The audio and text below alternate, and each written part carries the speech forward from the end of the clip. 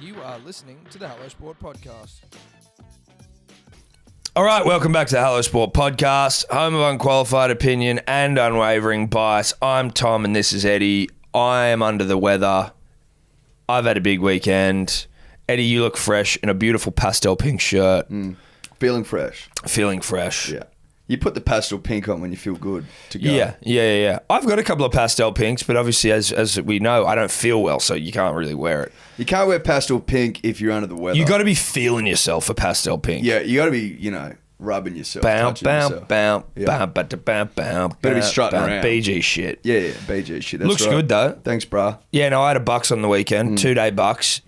Were Bucks always like a weekend thing, or has it just sort of, like how chicks now have like a birthday week? Is the Bucks thing just gone longer? No, well, I think that smart men realise that if you've got the freedom to let your hair down, and the Bucks provides that, because you are allowed to do whatever you want because it's a Bucks, why not extend the fun? Yeah. Why not extend the fun? Honestly, when I was going down there, Makes a lot of sense. Went down Friday, 2 days in wine country, the Hunter region. And I was like, I'm so excited for this weekend, but I actually had my eyes on this moment right now. Like, I had my eyes on Monday morning, long before Monday morning, and I was just like, this is going to suck. How hard did you go? Ass. Yeah, like enough for this to be a bad day for me. Like just 2 huge nights.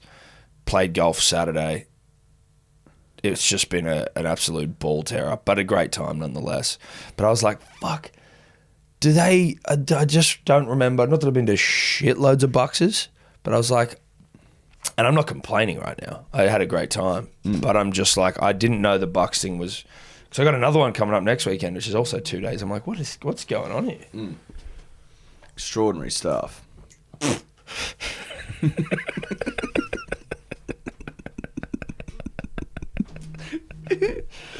My God. What an insight. Tremendous insight. Oh, apologies. No, please. That'd be fun, Tom. Yeah. I hope to see you next Monday. Yeah. Nice and like hot. I'm hot-faced. Nice and hot. You know what I mean? Just sweating. I sweat all night last night trying to sleep. It was hot last night, Dude, wasn't it? I sweat my ass off. It was hot. It was hot. It was, you know what? It was summer just going, don't forget me. No, don't forget me. Well, I mean, it is now officially autumn. Summer is over. Spring. No. We are no longer in the summer months. We are through the shittest sporting month of all. Rugby league on our doorstep. Many beautiful things to come, Eddie. Like, this is a beautiful time. The dropping of leaves from trees. Leaves descending from trees and, the playing of rugby league 4 days a week. the return of HD light and a chilly Sunday afternoon. To grounds across the country. Yes. Not across the country, only in isolated pockets. Yes. North of... Regional enclaves. Yeah. Not really regional, but you know what I mean. Yeah. A nice jumper, nothing too over the top, but just like one that's like sliding into a nice knit. Yes, exactly. Do you know what I mean? Yeah. When you've got the knit on, yeah. And you've got the knit on and the knit is completely sufficient to like protect you from the cold. Like, if you got a knit on and it's not enough, then you'll resent the knit. Sometimes when the knit's not enough, you resent the knit. You resent the knit, but also you go, Jesus, does this thing need to have so many holes in it? Yeah, why is this thing so... Why can I feel a breeze on Why me? the fuck have you not knitted this whole thing to close? Yeah. But when a knit's right... Yeah. A knit's right. And knits are probably more autumn-based. Knits are autumn-based. Knits have always done their best work in the autumn months. Yeah.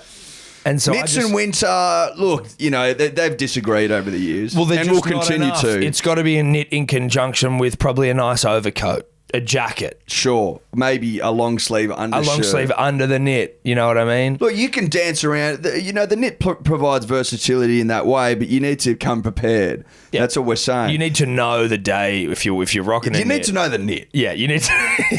You need to know the knit you're working with. Yeah, and that's probably one of the important things is like you gotta get to know your knit. You don't just buy the knit and fucking rock it day one in some sort of inclement weather and you go, well, you and the knit are getting off on a bad foot. No. The knit needs to be loved tender, and that involves getting to know her or him, depending on the sex of the jumper you're wearing. And it's for you to find out. Yeah. But what we're saying is we're excited for autumn because a bit of chill back in the air. I know a lot of people love summer. I love summer. We all love summer. But I'm also like... We don't all love summer. Some people don't love summer. Like Jack Archdale doesn't. My dad hates summer as well. My dad sweats in like fucking -5 degrees. So he needs it cold. Yeah, some people don't like it. Does Josh not like summer? Well, he doesn't like the beach. Doesn't he? Nah, he's like allergic to sand. Mentally. Mentally. He's a weird guy, though. He's a weird guy. With the greatest respect. One of the weirdest guys going around. With the greatest Full respect to him. Honestly, with the greatest respect, one of the weirdest pieces of shit I've ever met in my life. Starting a new job today, Jack. So shout out to Jack. Shout out to Jack Archdale and his brand new job and his allergy to sand. To sand. So this is a great day for him. End of summer, start a new job. Yeah, great day for him. A great day for him. And for everyone listening who doesn't know him, a great day for you too. Off the rails early. Off the rails early. But as we say, autumn's here. That means more sport on the doorstep. Yeah. Now, what does that mean for a sports podcast? It means a great deal. Yeah, it does. Because it means we've got more to work with. Not that we need a whole lot to work with, because we can talk nits all day. We can talk the gender of nits all day long. Trust me, we can. We're actually a little disappointed we're going to have to move on to sport at some point, but we're just saying that in the autumn months and autumn and beyond, because obviously winter comes straight after autumn, I think, that, there's just sport coming out of our yin-yang. Tom, where are we at with the plaque honouring the work and the life and the divinity of St. Peter V'landys? I was in Wollongong on the weekend and I thought, shit, I'm going to go see if it's going to there. go to Mecca, make the pilgrimage. Realised that there's actually no plaque there. No. Did you still get to did you see the bench itself? No, right. Well, I didn't want to I couldn't be bothered. No. Well, if you know it's not there, what's the point? Now, that's right. Look, again, can't stress this enough that we have absolutely nothing to do with any of this, but there is a plaque apparently being re-erected. Is it being sent? It has. So the plaque is either on its way or there. It should be there. Okay. So we're not too far away, put it that way. No. And then we're ready to rip again. And hopefully it's done pre-season because that'd be, it's like an official launch of the season, that plaque getting back up there. Don't you like that, punters and dribblers? Yep. Don't you like that? Now, one other thing that we probably need to address a couple other things that we need to address before we get into the sporting world there's obviously been some uproar on the punters and dribblers page because it's become a bit of an absolute shit show of just rank tips. Now, there's a couple of ways to look at this thing. Firstly, a lot of people so there's some people that are frothing it, just throwing their shithouse tips up there that none have come off. Like over the weekend, 0 since Swanee put up his wow tip. Not one tip has come off, except apparently Kendrick yesterday, but no one's clarified that. Basically, Saturday when 30,000 tips went off, no one won. No one won. Now, does that surprise No. anyone? Like, just with the power of hindsight, think about what we're saying. Dribblers threw their hat in the ring and tried to pick greyhounds, horses, whatever they wanted on Saturday. Like, no professional insight. They didn't get the tips from anywhere. They were doing their own form. Yeah, doing their own research. Like, what did you expect to happen? No one was going to pick a goddamn thing. No, and I didn't get on any of them. No, fuck no. I looked at some of these tips going, nah. There's like, no fucking way in the world. This is dribbler shithousery, and I need tips from real people, and I don't. I think it's just proof that dribblers are complete dribblers. But I do think that, they clearly, dribblers want to be heard. They want to be able to express themselves. And so we've got to try and work out a way to cater to the dribbler and the punter here within this world. I will say another thing, that there was a lot of complaining about the state of the P's and D's page because it did become such a shit show. But sometimes these people that complain also have never contributed a single post to the fucking page. So I'm also like, hey, you want to fucking, you want to be the architect of the world you want to live in, right? You want to see some dribble on the page, you got to fucking dribble as well. Yeah. You got to put dribble in there. But I will say this, we are probably going to have to woo up on the shit tips for no reason. It was almost like a spam. We've been getting those bots out of that page for ages. It was like, holy shit. The Kenyans and the bloody... We turned all of our dribblers into bots. Yeah, we did. Look, No one's got an end in sight. Tom and I haven't talked about this, but based on the first Saturday I've seen, I'm starting to think that maybe none of you are up to the bag again. I don't think there's going to be... Quite frankly, I don't think any of you are up to it. Unless Swanee is like, at the end of this thing, it's like Swanee's the only one that's got the tip. That's the way it's going. That's what it looks like. I think one tip on the first day may well win this thing. We'll have to see. We'll work it out. Well, there's things in the pipe. There's things afoot, so just know that. If you're hating seeing your tips. Also, I've got a question on this. When the dribbler gets angry on the punters and dribblers page, they always throw out, they're like, this is like a shit version of blokes advice. And I'm like, I don't know what blokes advice is. I see like a dribbler drove around. I'm like, what? It seems like something really lame, but everyone else keeps telling me about it. I'm like, I don't know what this lame fucking thing is. Blokes advice is... It sounds lame, but I'm like, why? It was or it is a page for blokes. And they just share shit, isn't there? And like ask for advice. As the title suggests. But is it like Aussie Man Cavey where people are just kind of spamming like rank memes and photos and shit in there? Probably.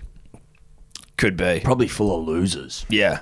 Based on the rhetoric. But that's why I'm like, but I'm like, why are you in blokes advice? Why? Do you know what I mean? This is a thing that I'm trying to work out because I don't know what the fuck it is, and I didn't want to go look for it because it sounded lame. So look, obviously we've got punters, we've got dribblers. Some people like punting, some people don't. But we obviously need to cater to all of our constituents. Our beloved. Yes, and are we the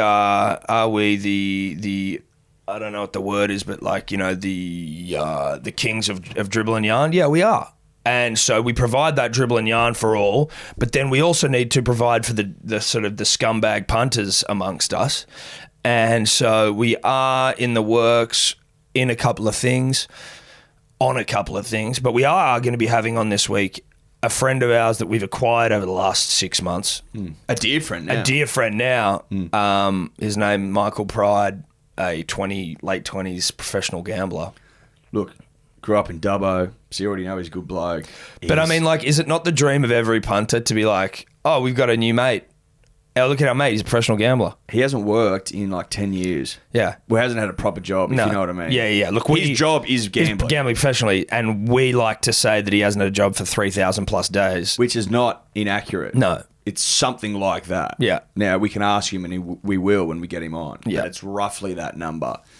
The guy's terrific. He builds linear regression models. So, he's that sort of guy. Yeah. He's that sort of cat. He takes our quant models and he takes a shit on them. Put it that way, respectfully. Yeah. Look, our quant models aren't up to scratch. Compared to his linear regression they're models. Great. No, they are good. Ours are great, but his are better. Now, he got us into Max Homer, who we came close, and then the next week Max Homer gets up, and he was on Max Homer again the next week. He's got me on Webb Simpson.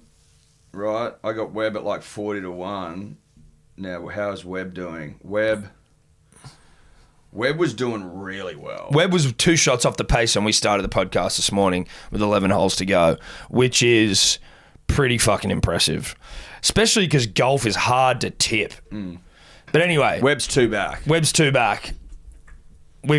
best mates with the professional gambler now, so do we now try and provide value to the punters out there? That's something we're thinking of.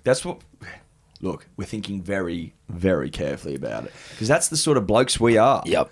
We get professional gamblers in so that you're looked after. After the Saturday we just saw, you guys need all the help you can get. Tom and I have been, we sat down, a couple of beers, and we're just working on things after what we saw on Saturday. We go, good Lord, if we are going to help these dumb dribblers, who the fuck is? Exactly. Because good Lord, they need help. They need help bad. They're doing dough quick, and I've seen dough done. Yeah. Speaking of doing dough quickly, this could be considered a frivolous and pointless expense, but we are very much toying with the idea of getting a child's toy made in the form of a blocker roach and calling it a tickle me blocker and just having him say cliched lines every time you tickle him. It'll be one of one. It'll probably be one of one, or if there is an appetite for it, we might make a couple. But that's just something that we've been thinking of. Tickle me blocker. Tickle me blocker. Exactly like Elmo. Exactly like Elmo, but it's blocker, so I think we're fine, legally speaking. We can't get sued. But I just would love the idea of someone, you're tickling blocker, and he's like, "You guys got soft." I'm tougher, I would have chinned him. Yeah. Just hit back the back. Anyway, Tickle Me Blocker coming very soon. One more thing before we get into the sport, Eddie. This has been a long intro. Some keen-eyed dribblers over the weekend got in touch with us, pointed out to you and I that our intern over here, Dave, was spotted in the YKTR studios. He was. What was going on there, Dior? How did you find yourself in the studios of the fastest growing fucking fashion brand on planet Earth? Right, well, that was just pure luck. I was in these offices here with the Batuta boys, and they said, oh, do you want to come with to the YKTR studios? And I was like, yeah, sounds cool. I think I realized later they just wanted me to drive them there because I had a car. But it was cool. Just around the corner. Those sneaky bastards. Met Kempy as well, so that was good. Nice. Did you talk all really positive Hello Sport rhetoric? Oh, absolutely. Yeah. Were you telling them about your podcast? Yeah, I was telling them about my podcast and my 2 interns you might know. Yeah, nice. Yeah. Kempy knows you guys, so yeah, maybe you can get an intern spot on his pod. Yeah, as well. that's true. That could be nice. So he's got a new studio. We could like mop the floors for him potentially. That could be nice. I think so. He's got a big TV that needs cleaning a lot. Did you get in there? Now, I mean, like, I guess what we've got to keep an eye on, like, Dave's got a long history of turncoat fame, right? So turns his back on the state, turns a back on... Well, I don't know if you're a turncoat with the Storm fan, but, I mean, do we see you now slowly rocking up at YKTR more and more? Are they looking to recruit you? Are they looking to try and pinch you from us? Have you been headhunted? Have we got to start, like, a podcast wars? Do we have to go in there with, like, tridents and shit and defend our honour? Look, I would appreciate that, and I think they were keen, but I don't think it's going to come to that yet. You know, I'm loyal to this podcast so far. Okay. That's what we like to hear. That's what we like to hear. Because we were ready to fucking... Keep your hands off him. We were ready to go down there and drag you out of the house by your ears like a fucking angry parent. Be like, get out of here. But good to know. Shout out to YKTR and to Batuta for cucking you, just getting you to drive them over there. All right, Eddie, look. Last week, as per the program, we start the podcast, we finish the podcast, and then as soon as we leave, news breaks. It happens every week. So something will happen today. Something will happen today. We don't know what it is yet, but you best believe something's about to drop that we don't know about. Something really fucking scandalous. Really big, really scandalous. Something that's really going to piss us off that we can't talk about. And that's what happened last week. And as soon as we left, we basically, collapsed in a heap. Tears, inconsolable, on the brink of despair when you flick over to the bloody news on your phone and see that one Tommy Turbo, the Gazelle, the 8th wonder of the natural world, Tommy Trebojevic, has fucking done his good hammy, so not the one that we donated, his good hammy, and he's out for like 7 or 8 weeks, missing the first 4 rounds. Is it 7 or 8? Yeah. Oh, because he'd be missing the first 4 weeks. That's right. Yeah, I'm with you. Grade 2. Grade 2, absolutely devastating. In the shower? Now, some people are saying... I don't know what he was doing in there. Well, I mean, it probably takes a lot to, work yourself if you're, someone of Tommy Turbo's ilk. He just had a few karmas. Yeah, he'd had a good weekend, couple of karmas, aphrodisiacs are going. But, yeah, slipped in the shower, pulled his good hammy. Now, listen, there are some fucking cynical bastards out there who are saying that they think he did it when he was racing cunts on the Manly Corso on a Saturday night the night before. To you, I say this. What has that man done to date to make you not trust every word he says? He's the most honest, down-to-earth straight shooter in rugby league football. Yeah. Now, I would also say to the naysayer cynics, if he went down running on that promenade, some dickhead would have filmed it, been like, fucking Tommy's down again. Like, there'd be footage of that everywhere. The fact that there isn't implies everything you need to know. And it wasn't done there. But also what I find, like, if let's say he did do it on the Corso, then it was going to happen, right? Like, people are going, he's fucking shouldn't have been out sprinting. It's like, mate, it's an injury that comes from running. He did it running. It's not like he was, like, it happens. So it was either going to happen... Anyway, his hammy was dodgy. it went. But that's all by the by. That's what I mean. None of that matters because He's allowed to race cunts on the Corso if he wants. Of course he's a young man in the prime of his he is. life. And look, he wasn't trying. If you let some dumb dribbler beat him. That dribbler, you know, good for him. He bloody got his 15 minutes. Harry, I think his name was. You know, everyone was talking about Harry getting signed up by NRL squad. Do you think Tommy was fucking trying? Had a gut full of piss. I think he'd been on the island all day. That's exactly right. So, look, lay off Tommy. We all believe him. And if you don't, well then you've got bigger problems. Yeah. If you don't believe one of the most honest men in rugby league, you've got problems. Yeah. You're a negative Nancy, and we've got no time for that. Now, all those people saying that my Hemi's no good, bruh. Yeah. He injured the bat. He injured the good one. Yeah. Or what is now considered the bad one. Yeah. Well, because the left is now the good one. As soon as my Hemi went in, that became the good one. Yeah. And the once good Hemi became bad, and what you're seeing now is when one Hemi's so strong, so reliable, so goddamn good to go, it can put pressure on the other one. Yes. Because it gets jealous. Yeah, exactly. And it's it like tries too hard. rivalry. It's sibling rivalry, and it tries too hard. If you're telling me that his Hemi wasn't looking over at mine going, fuck, that's a good-looking Hemi. Yeah. Tried and tested under the immense strain of 9 p.m, cold, wintry, windy, Wentworth Park, Oztag, Div 1. Yeah. Like, it knew what the fuck it was up against. Yeah. And it's tried too hard. Tried way too hard. Now, listen. Tommy's having a time in the shower, and it's trying too hard. There is a chance we're going to have to get the right hammy out of Eddie and put it into Tommy, but not yet. Not yet. It's a good hammy. It was his good hammy. We give it time to recover. He goes again this season and we win the comp. Like we see how we go before we start getting rid of your other hammy. That's right. I don't think anyone really realises how, demanding a hemi transplant is. Mate, it wasn't fun. It wasn't a walk in the park. Of course not. You went the big lift for your mate. It wasn't fun. No. It wasn't fun for either of us. No, the rehab for you're now getting used to no hammies, or his shit ones, they get chucked over to you. Yeah. You know? Exactly right. So that's last resort stuff. Yeah. Am I prepared to do it? Yeah, I am. I definitely am. I'm prepared to go the big lift once more for the club. For the club. Now, for the man. Speaking of the club, they did get pumped yesterday in the trial. Yeah, we did, against the DMC Tigers. I believe it was like 52-10, something like that, Dior. Not a great score.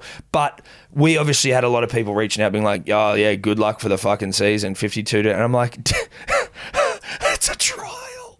Mate, no one was playing. It's a trial. You losers. We didn't fucking... Cherry wasn't playing. Tommy wasn't playing. Like, Foran wasn't playing. Jake Trbojevic wasn't playing. Mate, and they're like, oh, looking good. You're like, bruh, you guys rolled out the squad of all squads. Your A squad. Your A squad. I didn't know anyone in that side, essentially. And, of course, who gives a shit, dude? It's a trial, you losers. That exemplifies DMC rhetoric when it's like, dude, we pumped you. No. This is what exemplifies it. This is no bullshit. They got standing ovations at halftime and at full time from the crowd. The Tigers did? The Tigers did, yeah. At Leichhardt Oval. Standing ovations.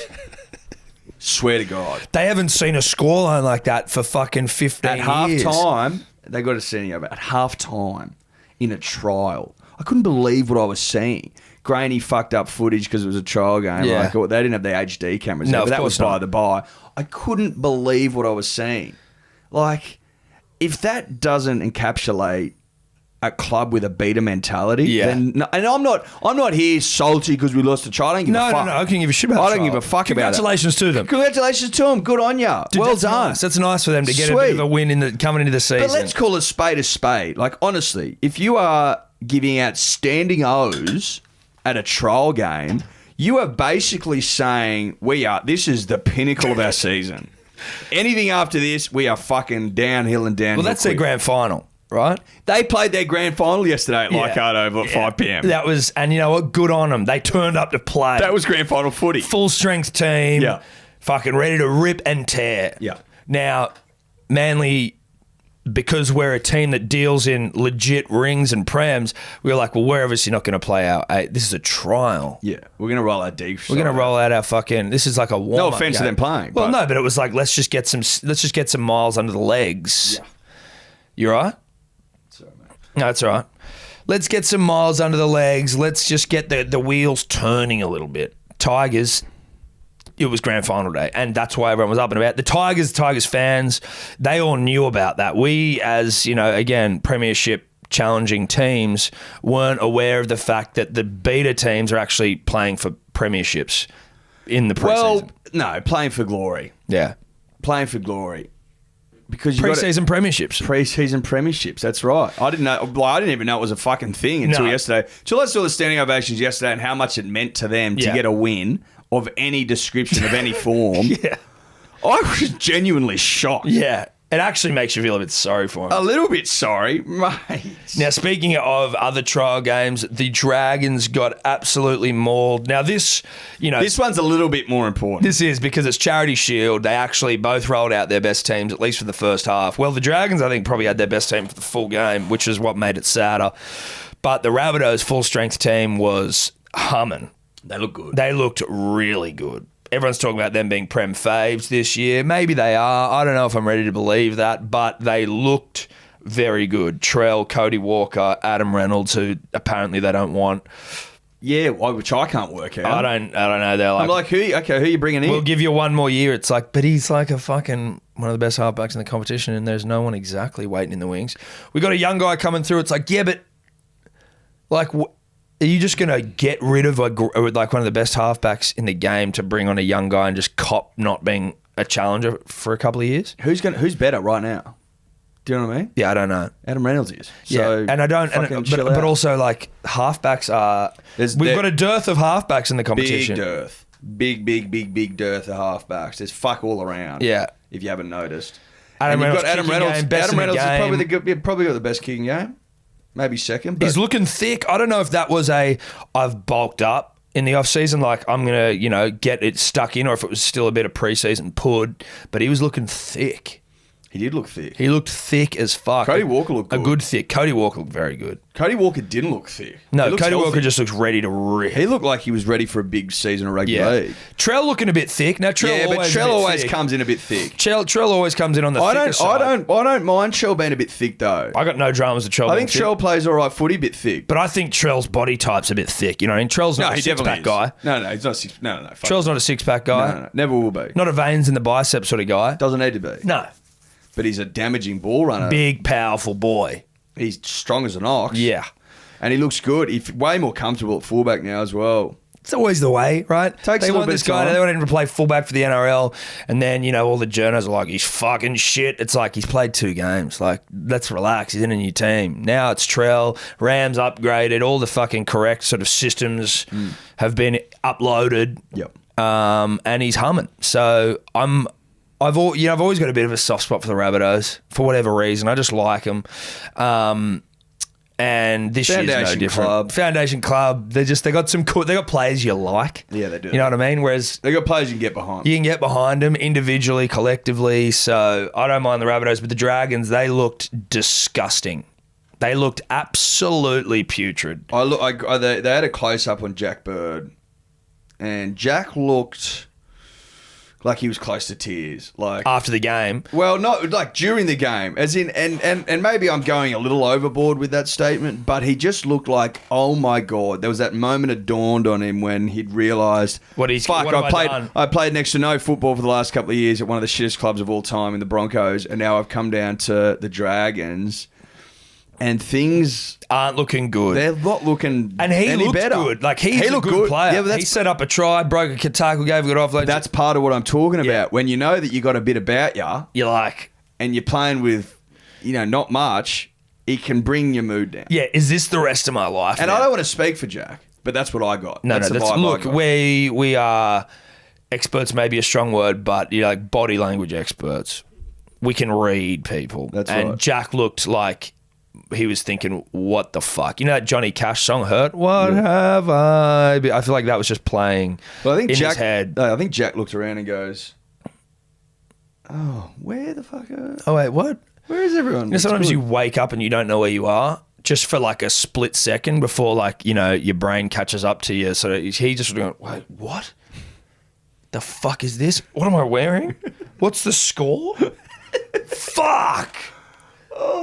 Dude, and again, Come out to Mudgee for this. I don't want to speak for Jack, but I wouldn't be surprised if he was like, you know what? I actually think I'd prefer to have done my ACL again. That could be wrong, though. Look, I don't know if I'd go that far. I'm not saying it's Did it true. cross his mind yesterday? Yeah, I bet it did. I'm sure it's something he's thought about. It may not be something, he's not going to go and try and injure himself, but it's something where you go, Jesus Christ. I'm telling you right now, as another try was scored against them, on what looked like a lovely day in Mudgee, by the way. Great. There was a bit of HC light about that day in Shitloads. Mudgee. I think he sort of had a moment to himself where he goes, I could just go and run and jump in a pothole somewhere. 'Cause, Yeah. That's all it. It's potholes galore out in Mudgee as well. Like you could just jump the fence and never look back. Maybe that was sort of it. When Forrest Gump just starts running. It's like if Jack just Forrest Gumped it and it was like, he just runs through the dead ball, just jumps a barrier and just goes. And it's like, we haven't seen Jack for fucking weeks. He just went running.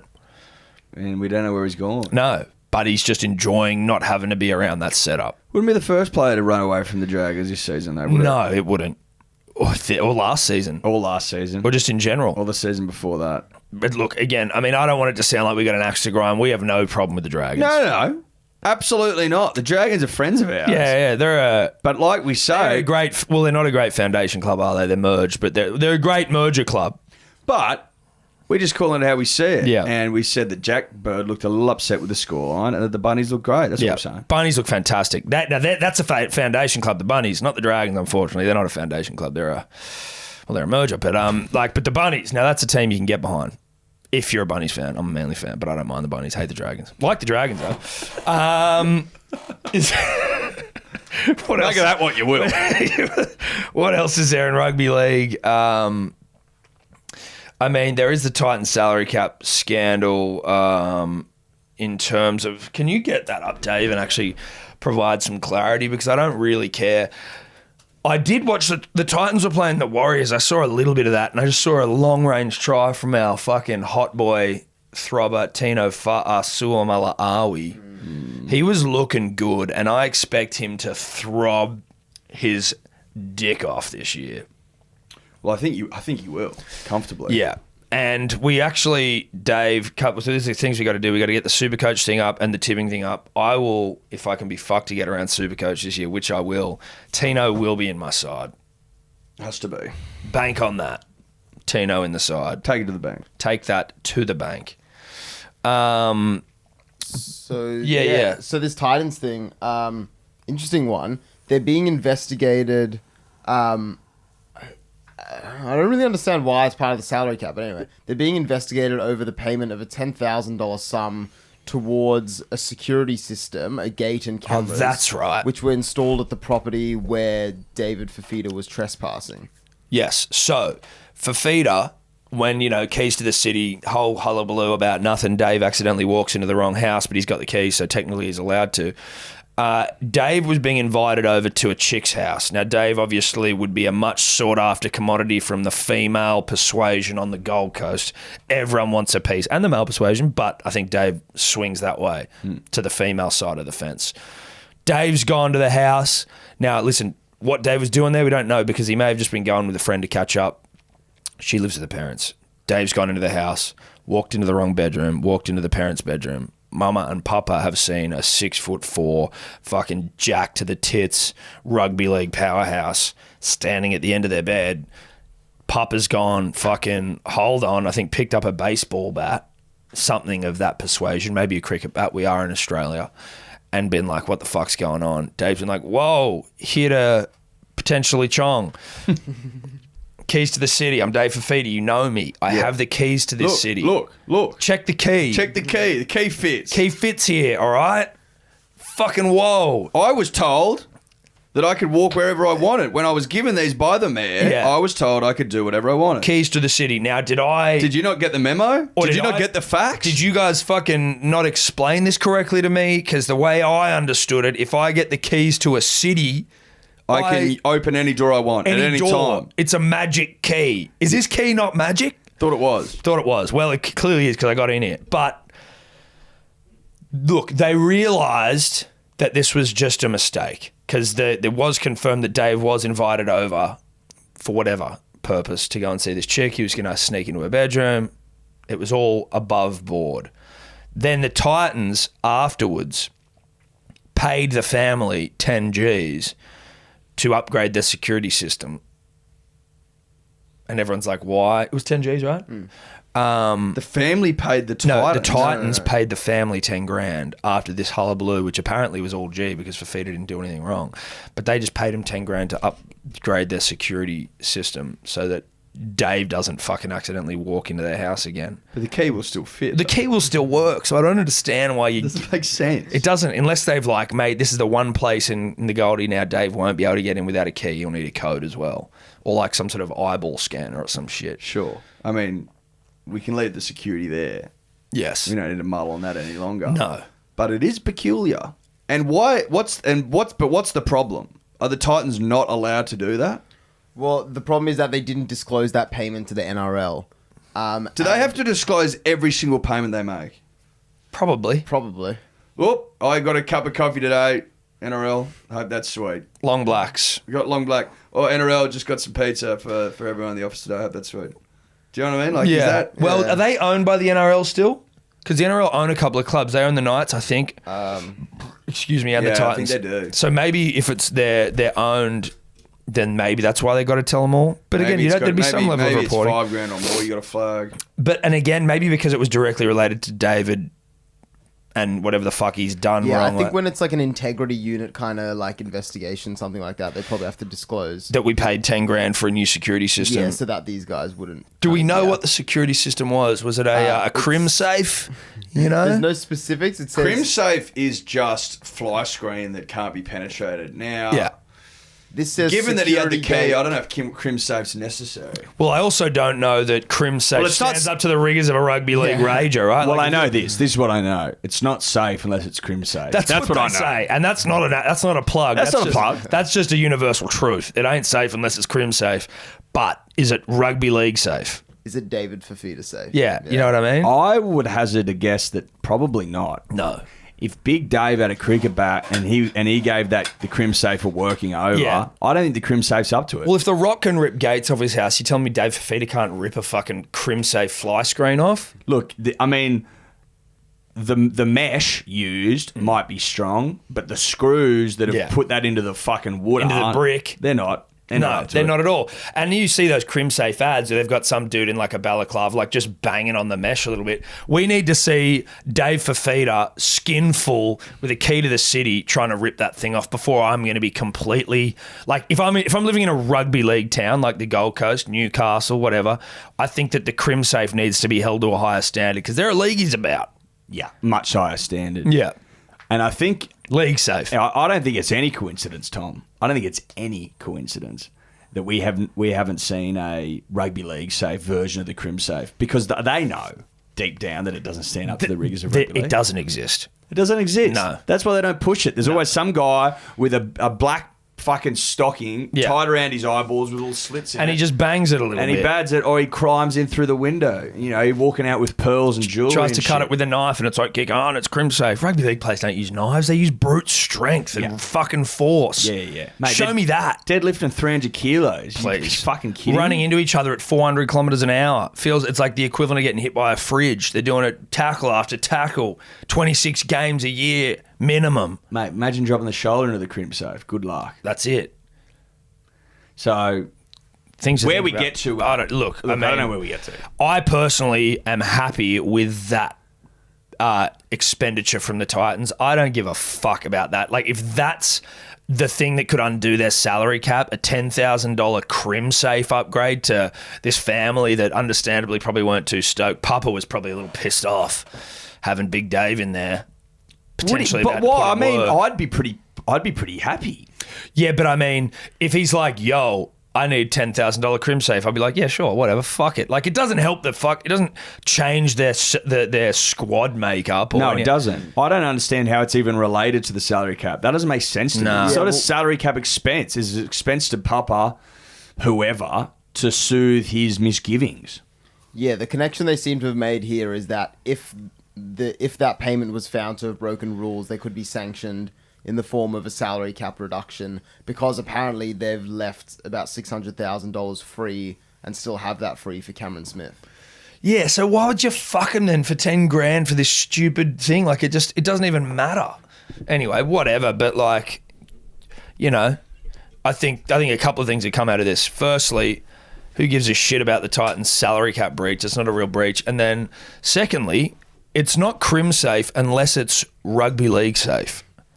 So I think crim safe need to have a real hard look at themselves. Yeah. I think, that's the takeaway here. That's the takeaway. Crim safe need to be better. Yeah, need to be league safe. Now, you did say that they've got some room in the salary cap for Cameron Smith. What the fuck is going on with all of this? Now, I was sort of the opinion that Cameron being Cameron was just never going to announce it, and then, you know, he always knew he was retired and that was it. He's just not going to play rugby league, and fuck you, I didn't want to give the media the I mean, it's a weird time of day. This is, but now you keep hearing, is he going to the Broncos? Is he going to the Titans? Titans say definitely not. I feel like the Cameron Smith thing has been one that we've pretty much avoided for a long time because it's like, who gives a fuck? And it was like the end of last season. It was like, whatever. They just want to get to the grand final. Who cares? And it was the off season. It was like, well, who cares? The cricket's on. I don't really give a shit what Cameron Smith's doing. As the season gets closer, you're just kind of like, well, now it is actually like, what the fuck are you doing, dude? I think the fact he hasn't announced it means he's playing, because otherwise, if he, I think it means he's not. No, but I think, like, don't you reckon? How do you roll in to a preseason? Like, he can, obviously, because it's Cameron Smith, but like, the reason I don't, the season starts next. But he's had like a 20-year career. He's the greatest player, arguably, to ever play, or at least the most decorated.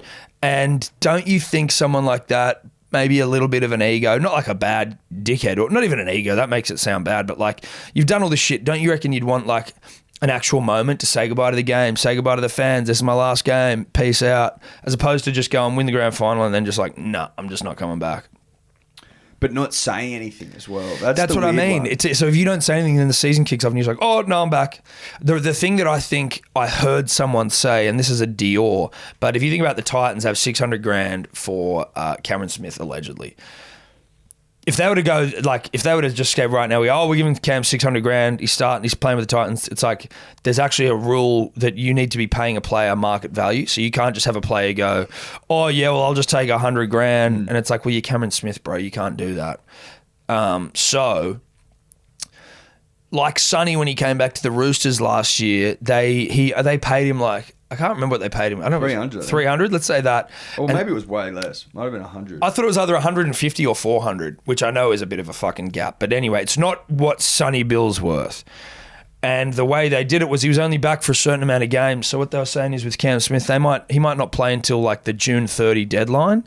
They sign his contract there, and then they pay him, like the amount of games he plays after June is probably about 600 grand's worth. So they can actually get away with it. But so what, he's going to pay till June? Again, that's what I heard whispered somewhere. I don't know. It's all very strange. It just seems weird and unnecessary, unless...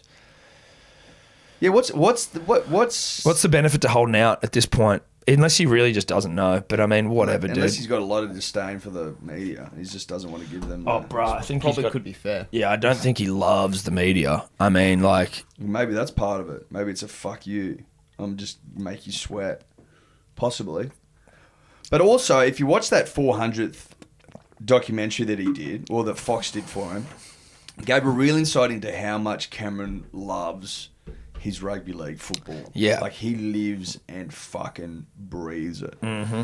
So it wouldn't surprise me one iota if he's just rolling around in bed every night, stewing over this, going, can I come back? Can I go again? Yes, you can. But he can. He just won the comp, dude. He wasn't slowing down. He can do it. But does he want to? Does he want to go to someone like the Broncos who, you know, that's a 5-year job? Yeah, but I'd go to the Titans. That's a bit of fun now. The Titans have got a bit about them. The Titans are like a bit of a fun club this year. I think you go to the Titans for 100%. But can they fit him into the salary cap, you know? Yeah.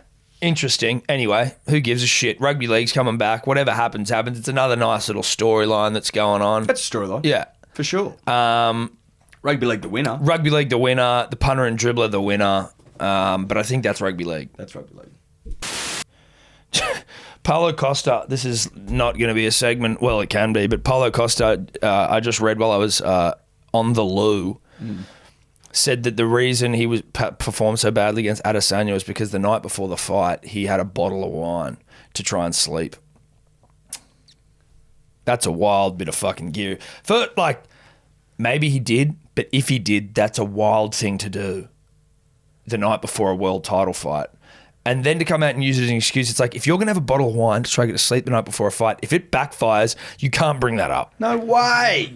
You can't bring that up either way. No, but it's like, you've made a decision to go and have a bottle of wine, you fucking idiot. A lot of these cunts make fuckloads of excuses. The fight game has more excuses in it than any other game. I know. And the ones you respect the most...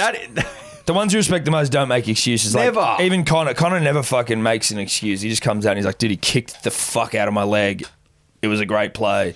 He tries to rework the narrative a little bit by saying, you know, I won this round, I won that round. Yes. And no one's done completely. that before. But he doesn't be like, I lost because. Yeah.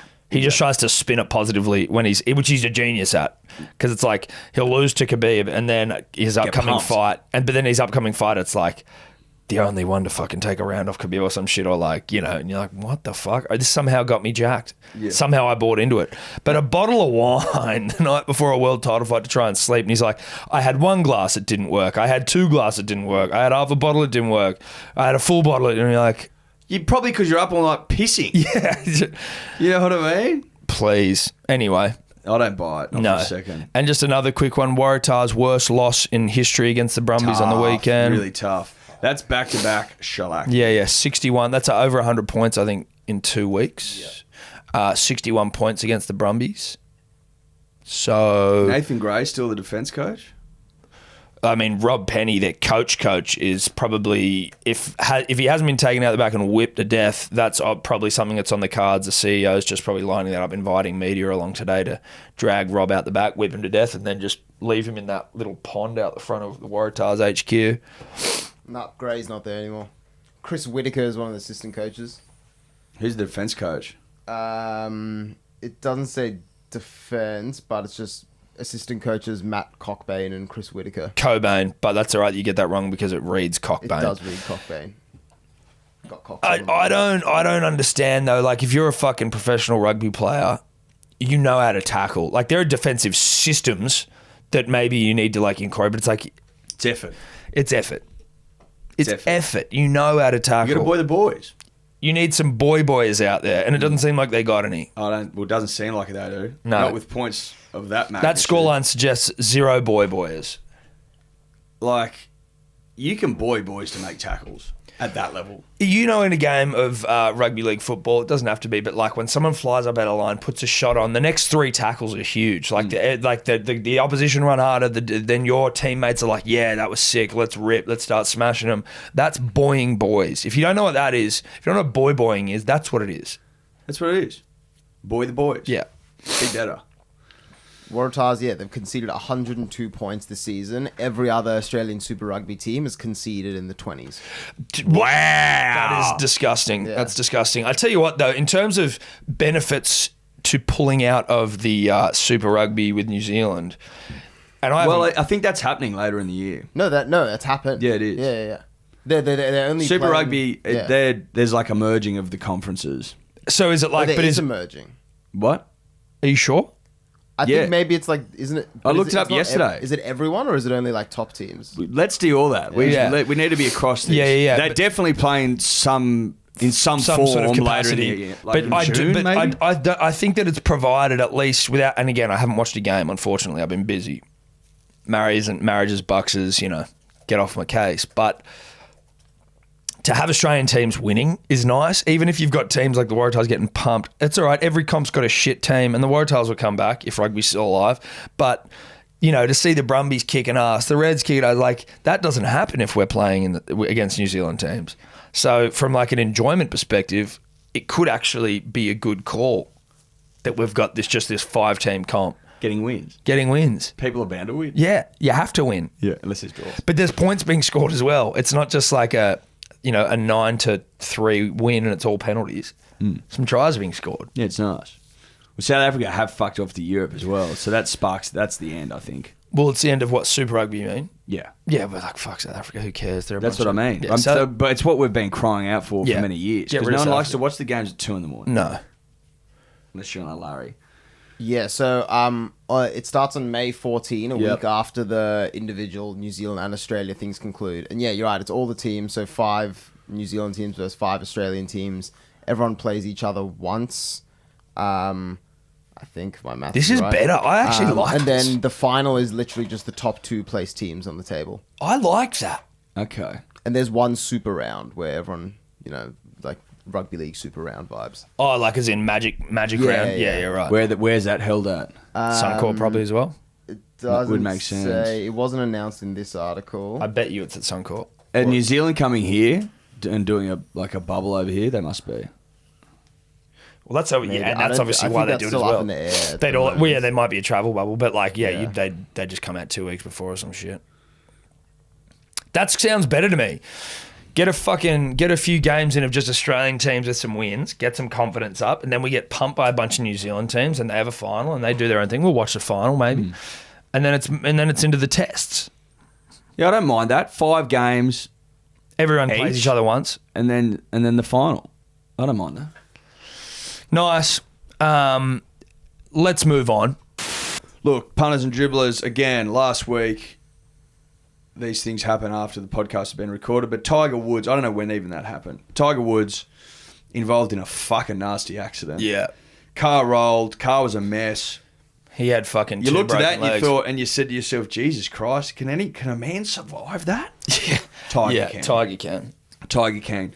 Tiger's not in a good way though. Ankles smashed up, foot smashed up. Rods and pins. The rods and pins. Legs aren't good. Will he play golf again? Only time will tell. Yeah. But if anyone can do it, it's Tiger. Yes. This will be the bigger comeback, obviously. But if he comes, it's not important that he comes back. I think Roy McIlroy was they were like, do you think Tiger can come back? He's like, listen, I think we should just be happy that Tiger's kids still have their dad around. The man's still with us.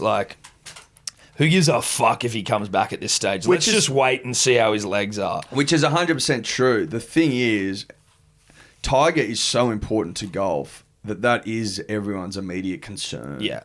How can golf survive in a tigerless world? Yeah. Well, no one really knows. No one knows. But at this point in time, not well. No, we're praying those rods and pins get to work. In the years that he had off, golf went to the fucking dogs. Let's all call a spade a spade. So we pray to the god of rods and pins. that he's doing his best work. Doing his best work, and that he bounces back. back. But yeah, look, there's not much else really add there. It was nice to see that I think there's a few golfers currently playing today on the Sunday. They've all dressed in Sunday Tiger red and black. You know what I would say to that? You all should be. They all should, 100%. They all should have. How the fuck, if you got whisper, or even probably a text from Rory, for example, saying, listen, mate, we're all going to wear our Tiger Sunday tomorrow, the red and the black. Get around it. Show support for the greatest golfer of all time who's done so much for the sport, who's fucking lined your pockets, better believe it. To turn around and say no. Doesn't make sense. Does that make sense? Unless you are a lowly, salty fucking no, but like a guy who packs his own clothes and didn't have the red in the brand that you represent. I'll allow it maybe, but also, bro, be better. Yeah. But if you are making, an active decision to bruh, Tiger Woods in his time of need, when he's laying there pinned and rodded within an inch of his life, you need to have a hard look at yourself. You know what? Mate. Sport's bigger than you, bro. It's way bigger than you, bro. It's bigger than your needs and your ego. Getting your Sunday Tiger best. Getting your Sunday best. And fucking support him. So to the ones that did it, good on you. And the ones that didn't, shame on you. I was thinking this time as we looked at the wreckage, and the news reports on loop. I did have flashbacks to him winning the Masters 2019 and just the euphoria around that moment, and I couldn't help but feel like maybe that was it. Well, yeah, that certainly was, I think. Do you know what I mean? Like he deserved that comeback and he got it. Yes. Are we now hanging on to like the old family dog that's, past its best? And now it's probably best just allow that dog, give it a tennis ball, give it a fucking nice place to sit in the backyard and just sort of let him chill. Beautiful tree. Yeah. And, on a lovely day. Yeah. And just make sure that all the gates are locked because sometimes they've got a propensity to go out and wander and never come back. So you just got to keep them in the yard, give them what they need, give them a cuddle and a pat when you see them at the end of the day. Instead of making them come to you, you know, their back legs are fucked, their lower back, whatever it is, you then go to them. Don't make them walk all the way across the backyard. Just treat this family dog well in its remaining years. That's right. And maybe that's what we do with Tiger. Yep. We sit him down in the commentary booth and he can whisper sweet nothings to us. Correct. Until he's ready to pass. And Chong Honeys. But then he can come to us without him needing to do much. Yes. Make it easy for him. But the competitive spirit lives on in that man, so maybe he wants to come back. But again, that's all up to the god of rod and pins. We'll see. It's up to the god of rod and pins. And he can be a hard man to please. Yeah. I mean, the god of rod and pins historically... Unforgiving, bit of a ruthless cunt. Yeah, he's more like a bare minimum, I'll just do what I need to get you back and that's it. If you want anything more than that, if you want anything more than rods and pins, you've come to the wrong guy. Because that's all I got. Given my name. Yeah, given my name. But now I think we should probably dribble. All the best to Tiger. Happy to hear that he's on the mend. Let's do it. Let's dribble. Let's go. Hey boys, first on dribbler. Just giving you a call up. I was listening to some of the old potties, and I've just stumbled across the one about when Gil Yeats is meant to find St. Peter. Just want to alert you to the fact that it's currently the 21st of February, meaning that it's the week of We listen to this. Gil Yeats' entry into St. Peter's orbit. So, landing soon. See you soon. See you, boys. Have a good one. It's a good point. I don't know if we played that dribble last week or if it was fucking... I don't think we did. We definitely did. No, but I don't think it was... I don't think it made it because there's something fucked up with the dribbles last week where we knew we missed a couple and we were like, oh, maybe he sent it through. So it wasn't in the actual podcast. Anyway, it's a very fair question. We don't know where the fuck Gil's piece is, so we need an update from the Full Quid Kid pronto. Yeah. Pronto. If you're the Full Quid Kid, get in touch. Let's move on. It's a good point, though. Do you know what I mean? Tom and Eddie, the Merd Dribbler here calling in. You are unfortunately the dreaded cut-off voicemail. No replay from you happened to me. I thought I'd never see the day. So I'm jumping in early for this week, straight off the back. I listened to the podcast this morning. Since you made a bit of a thing about Gretzky and saying it's not international sport, I'm going to tell you the fact and the statistic I was going to tell you. But as the other Wayne Gretzky dribbler pointed out, a point is given for an assist or a goal scored. In his 20 years, Wayne Gretzky scored 16 seasons with more than 100 points. And out of about 60,000 possible attempts at getting points in the 100 seasons of the NHL, he is the only player to get more than 200 points in a season, and he did this on 4 occasions.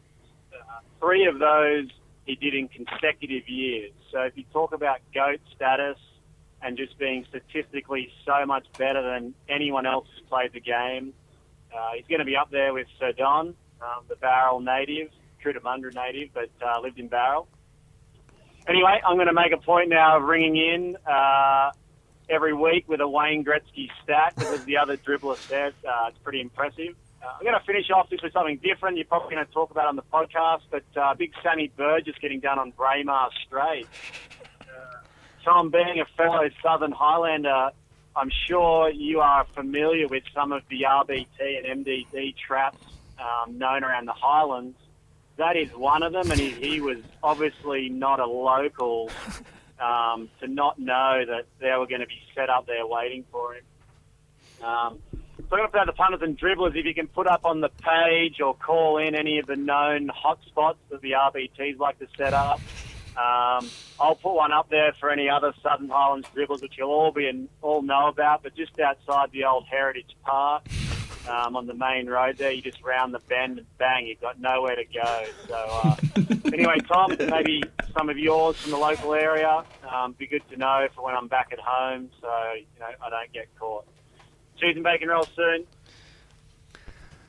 Well, let's start off the top. Thanks for the Wayne Gretzky information. I would say this. All respect to Wayne. Full respect. But, you know, Wayne's from Canada, plays a largely Canadian sport, and one that we have very little time for down here. So I would say off the bat, if you're going to call in every week, call in with a Don Bradman stat. Do you know what I mean? I get Wayne's clearly good, right? But I don't give a fuck about ice hockey. So it's hard for me to get behind. Like, I'm sure there's a statistical genius in, like, fucking handball. I don't care, though. No. Just call in with Don stats. Yeah. Or something that we'd like. Something that's a little more, you know, palatable. But that stat was good nonetheless. From Love that stat, but I don't need one of those every week. No, definitely not. You'll get cut more than you care for. In terms of RBTs, now, he's absolutely right in terms of Braemar Strait down in the Southern Highlands there. That's you're fucked getting through there if there's an RBT on the go. Listen, you don't want to get too much into the old Sammy Burgess situation there. It's a bit tough. Kids and shit involved. Done with some, I think they said there was some bag in the system. There was bag in the system, no license, unregistered vehicle, and I believe on parole, like not parole, like he's on a good behaviour bond rather. Right, yeah, because so this is bed shit city. Well, you know, I believe, now I could be wrong here, but if he gets charged criminally with the drugs in the system driving thing, I think that may well affect his good behaviour bond because it's a criminal charge. Yeah. I will say this. I reckon the dumbest part of the whole thing, potentially, this is just a potentially, but like, listen, if you've been doing Red Bulls, say like 24 hours prior, I don't know how long this shit stays in your system for, but you know, like if you get tested, it's still in your system, like from like a player performance sense, I think it lasts a couple of days, right? Like, if I would assume, had he been doing it, it wasn't like he was on coke as he was driving. It was almost like it was still there left over from a night on the tools. Who knows? But that just seems to me to make more sense the next day. Well, if he'd come from seeing his kids, you'd assume no, he was going to pick them up. Okay. But like, you go, okay, so I can see a world where he's unlucky in that situation where it's like maybe it's still in there. Not that I've done it, but I assume. But the unregistered car and no license is, you're just a fucking idiot. That's on you, man. You're an idiot. It's all on you, really. Yeah. Well, it's all on you, but like you're a fucking idiot for that. Especially when you got all this shit going on. Yeah, 100%. Now, on the final point, if you do need help, we're not going to go list them all. No. But if you're ever wondering, geez, I wonder if there's an RBT here or there, get Waze. Yeah. Waze will help you. Don't drink drive. Don't fucking do that. But if you're just worried about RBTs, Waze the app. If they make you nervous. Yeah. They make me nervous. Waze the app. You know, sometimes you go, I've had 2 beers, you go, fuck, like, I know I'm probably under, but I'm still nervous. WAZE. Yeah. We are not encouraging drink driving, no. No, we're not. That we are not doing. No, we're not. No, we're not. That's ridiculous. Don't misread us. Don't mishear us. That's ridiculous. Sineinfeld Drive, though, coming off there back into the city via Oxford Street, a lot of times there's an RBT there. Gets you good. 9 times out of 10. Yep. Make smart decisions. Yep. Don't drink drive. Let's keep going. Tom, Eddie, Dave, punters, dribblers. This guy sounds like he's trying to sound tired. What was on my head? Tim Tams. Oh, good lord. Thanks for that. I've just got a notification. Not a notification, sorry. It's come up on my Instagram.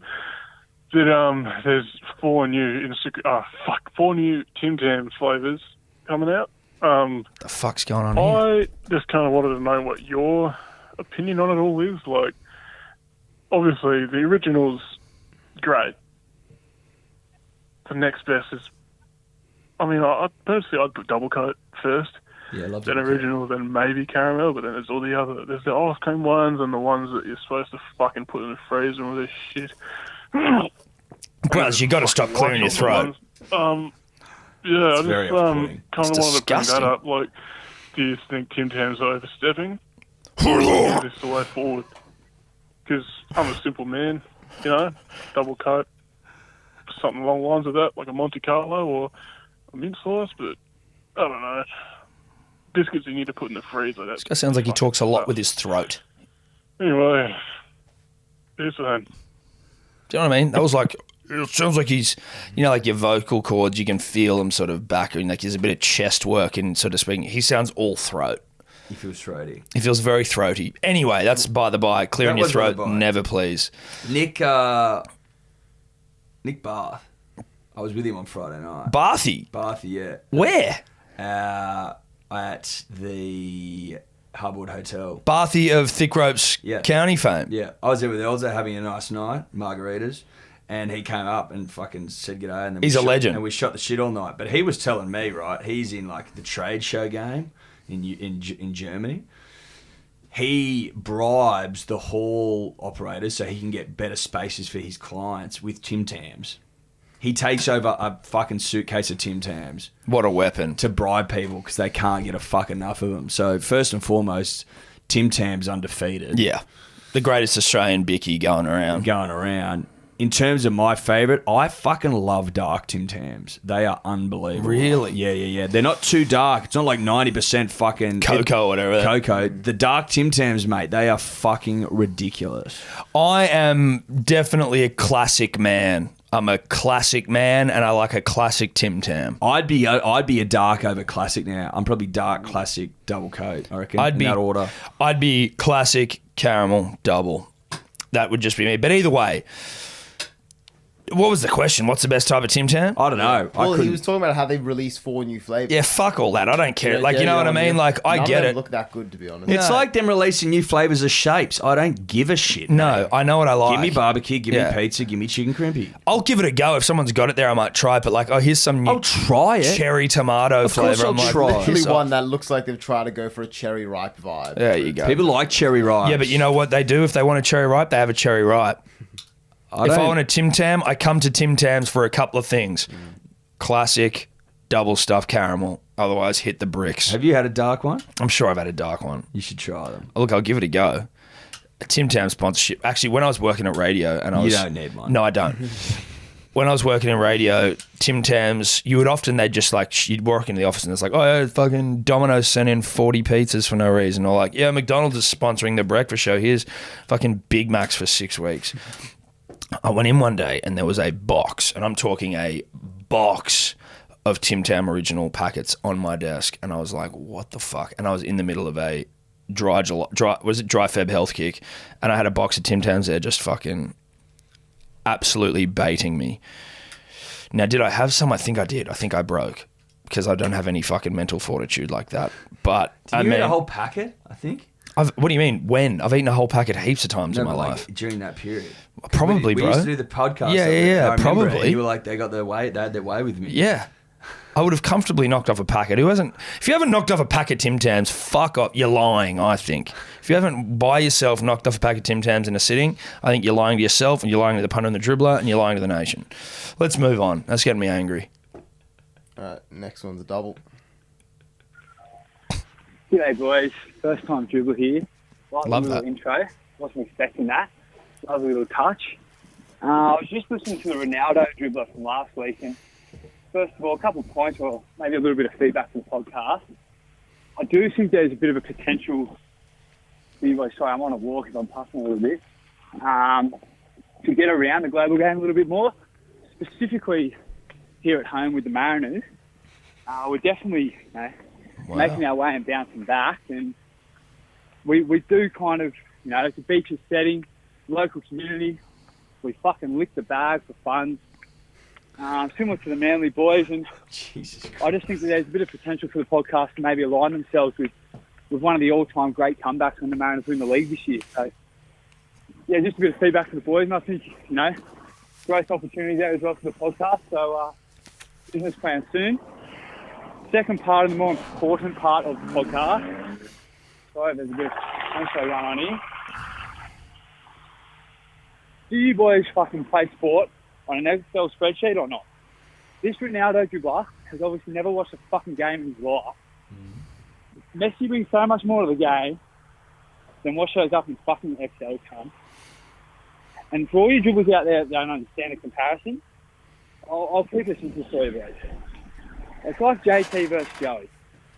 When you look back and you put in your fucking Excel, JT's had a pretty good career. But everyone knows JT didn't tackle. When you put Joey in those sides, he wins it with his fucking dick. So the question to you boys is, are you boys artists or are you accountants? What do you think? Got to say, that was a pretty, in terms of painting his argument, I think he did a pretty good job of that in terms of like success via an Excel spreadsheet or success being measured as, art. Vibe. Yeah. Well, it's like Federer and Djokovic. He might have all the stats, but the artist reigns supreme. And see, for me, because I don't watch a whole lot of soccer, I don't know if he's right or not. You know what I mean? I just think, well, like, Ronaldo's hot. And, he does like a celebration and shit. But the Messi-Ronaldo argument has been going on for 10 years. Yeah. And there hasn't been a decisive winner. No, because hasn't Messi also got more Ballon d'Ors? Or whatever? He's got more Ballon d'Ors, that's right. He does have more Ballon d'Ors.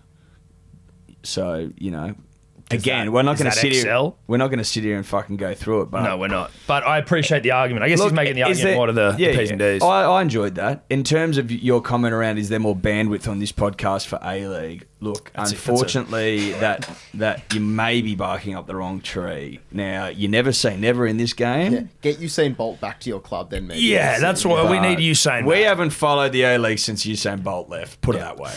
You guys you need marquee signings and you need them quick in the A-League, and it just seems like where's Del Piero gone? You know what I mean? We've been calling for marquee signings since Del Piero left. Shinji Ono. And we haven't had any. Emil Heskey. Yeah, sign up Izzy Folau. Like, exactly. What the fuck are we doing here? No you guys got to think him. outside the box. The fact you didn't get David Beckham down here to sun his dick and play football and look gorgeous is just an opportunity missed, and you know it is. You know it is. So we're not saying we won't, but we're saying don't hold your breath. No, this is what we're saying. Get some marquee signings and we'll follow it. But until then, it'll be tough. It's going to be tough, real tough. All right, this one's a double. Tom, Eddie, Diort, Cyples, Kick and Tee Dribbler. Boys, what are your thoughts on a punters and dribblers app? I'm thinking we create an app, then it gives live updates of all rugby league scandals as they happen in real time. What we'll do is we'll hack into the New South Wales Police, the mainframe. We'll get live CCTV footage from all the great rugby league, scandal venues. Thinking probably the Sheaf, King Street Hotel up in Newcastle, Northies down in Cronulla. That way the P and the D can see real live time footage of any scandal as it happens, when it happens. Imagine last week, you guys are mid-potty, ding, ding, notification, straight to the phone, Sam Burgess, allegedly pulled over, highway patrol, allegedly failed drugs test, allegedly, you guys get it straight from the source and you don't miss the scoop. If we've learned anything from Facebook and big media, it's that we're going to have to take the source of news into our own hands. So what are your thoughts on that? Also, boys, just quickly want to give Nilso a bit of love. Mate, I know you haven't got many letters left in your name, and I just want to let you know I've got plenty of D's and plenty of M's in mine. So, mate, if you're going to renew your licence, need me to spot you a couple of consonants, happy to lend you a couple of letters. I'll definitely need them back. But, every punter goes through a dry patch. So, Nilso, just reach out if you want to borrow a couple of letters. That's beautiful. Boys, let's take on big tech. See you soon. Look, if that bloke's a doer, like if he's a doer, the King T dribbler, and he can get it done. Oh, mate, you build the app, we'll happily use it, but we won't be building it. No. He's got a second. I think some more deets on what he reckons should go in the app. All right, we'll give him. G'day, boys. This is KTD. Just to double down on this app, I think we're bigger than Facebook now, and I think an app is the only way really for the dribbler to move forward. Some other ideas, a bit like Tinder. Every dribbler gets a profile, your name, dribbler name, where you're from, houses the punting tips of the week, junior footy club, shout out the Musbrook Rams, if you want to mute a dribbler like fucking Kendrick, you can just mute him, there you go. And it basically just becomes a database of dribble. And I think that's the next stage for the P and the D. Let's take on big tech, boys. Let's go for it. Cheers. Yep, look, as we said, you build it and we will come. And if it's operationally enjoyable to use, if the user experience is good, we'll certainly consider it. It's all UX. Yeah, it's all UX. But look, and also we're not paying for it. We're not paying for anything. But we're working on some stuff. So K2D, keep your eyes peeled, baby. Not nap though. Also, I don't know what you're talking about. No, I don't really either. Big things coming. That's just a great way to like silence dribbles when they ask you for shit. Yeah, no, we're on it, mate. Don't worry, big things coming. No, don't. You just wait. Tom, Eddie, D or Dave, punters and dribblers. It's the casino dribbler here. I just got a question for you blokes. I'm just down at the local Baskin Robbins ice cream shop. I'm just indulging in some world-class chocolate and some chocolate chip cookie dough. And look, it made me think. What do you blokes prefer when it comes to, like, cones? Do you like the regular Magoo wafer cone that tastes like you're eating fucking the body of Christ at church? Or do you like to really treat yourself and go all out on a beautiful waffle cone, or the waffle cone with chocolate topping and sprinkles, which is an option. It is an option. I'm just looking at it now. It's pretty fucking expensive at $3.50. Is this guy calling us inside the Baskin Robbins? Like this chick's waiting to serve him ice creams. Of the cup. Hang on, just got to get to the advice. Sorry, I'm just going to ask some questions. I'll be honest with you in saying that I'm more of the cup type. For the reasons being, it's no nonsense, and what I like about it is that it doesn't actually drip out the bottom like a cone may. That's a great point. A big fucking mess. Yeah, look, I'm just wanting to get your thoughts. Go the Roosters. Ice cream soon. See us. Hooroo. Listen, I'm probably a 70-30 split. in terms of cone to wafer cone. Cup to cone. If Yeah, it's I'm about the same. so you're more of a cup than yeah, I'd say 70-30. But cup also, to if the cone. mood strikes, I'm getting a fucking cone. But if it's body of Christ cone or waffle cone, I'm a waffle cone all the time. Wafer cone's lame as fuck. I only thought they did waffle. No, so the wafer cone's like the one that the McDonald's ones come in. Yeah. But I feel like they only do that for like kids scoops. Yeah, I didn't know they places, were an yeah. option. I thought when you asked for a cone, you got the waffle cone. Well, I think any ice cream joint worth its salt probably is just exclusively waffle cone, but you still see the wafer kicking when around. was the last time you had a soft serve from McDonald's? Long time ago. Long time. Quite recently. How much are they? Are they still 50 cents? Speaking of cones, this guy's, he's had a few. No, my go at Macca's is they have the frozen McSpiders now. What is a McSpider? Well, it's like you get the frozen Coke, but then they just put with some ice soft cream. serve on top. It's a frozen McSpider. You got like a slushy with soft serve. So you Okay. drink the slushy. You remember a spider? You drink the slushy Yeah, you while put the you're ice cream having in like your the burger. fucking red fire engine or whatever it is, isn't it? Yeah. Yeah, It's and then not a thing once for me, you've finished though. your feed, once you finish the burger and Surprising. chips, and you're finished with all your slushy, then you've got your soft serve after. Yeah, look, I can see it. I can see the allure, but there's like, and maybe it's because I don't have the palate of a 6-year-old anymore, but like the idea of having ice cream in a soft drink is fucking wild to me. I'm like, that's too sweet. I know I've just said I eat packets of Tim Tams, but like, that just seems a bit much. But ice cream cone, so the waffle cone's great, but you're right, it does leak. The cone, now this is where the pig in me comes out. You can probably get a bit more into a cup. So the waffle cone is a really strict sizing, right? And you can jam that thing all the way down the bottom. You can jam it. You can have ice cream packed from tip to top of cone, Yeah, but you in a can. cup, they got different cup size. You want a small cup size, large cup size, double D cup. What are we having? You can really load that motherfucker up. You can load it up. I think, But I would say that you can load a waffle cone up because waffle cones are pretty big. And they're sturdy. The structural integrity of a waffle cone. But they is pretty stand up good. to the rigors Yeah. of a packing. Yes. You can pound a waffle You cone can absolutely and it takes pound. it. Yeah, if you know it does. What I mean. Yeah, it can handle it. So listen, 70-30 split, cup to cone. Yeah. Great question. Great answer. Better answer than the question, actually, some might say. Tom, Eddie, Theodore, boys, I'm reaching out to you for a bit of self-help. It's the high ward dribbler here, also known as Carl Norman. Carl Norman. Boys, I'm facing a problem that every dribbler in sport, I think at some point, has fucking faced, and I need help. I have massively overrepresented my interest in the NBL with a bloke at work. I mentioned a couple of names of the Sydney Kings I knew, played basketball back in the day. In typical dribbler fashion, I have overrepresented how good I was at basketball when I was younger. and I'm in a serious problem because he now has taken that as a fucking pass to tell me every single fucking weekly update of fucking NBL, and I don't fucking know what to do because I don't follow it enough for me to be interested. So I don't really know what to say to him. I don't know how to express to him or convey to him how I'm not actually that much into it. And I'm looking to you boys for help as to how I get out of this, because every fucking Monday he's into me about the fucking basketball on the weekend, and I actually don't know what to do because I don't fucking watch it. Because let's be honest, the NBL, it's not that good. I played basketball. I played good basketball. Like, it's actually not that fucking good of a sport. So tell me what to do. Played good basketball, I need did he? help. Look after me, please. Be soon. Bye.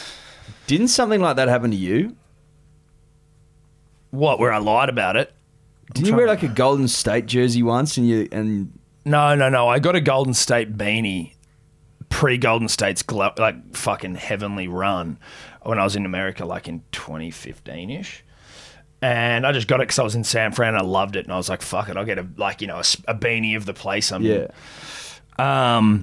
And then, everyone thought it was like... Well, no, everyone thought I was a bandwagon guy because I was like... I thought the guy you used to get your coffee off just started... Oh, that's right, Eddie. Good memory. That's so... I used to wear it, and the guy would be like, dude, how about Golden State going to do it? And I'd just be like, I have no fucking idea I don't know what happened.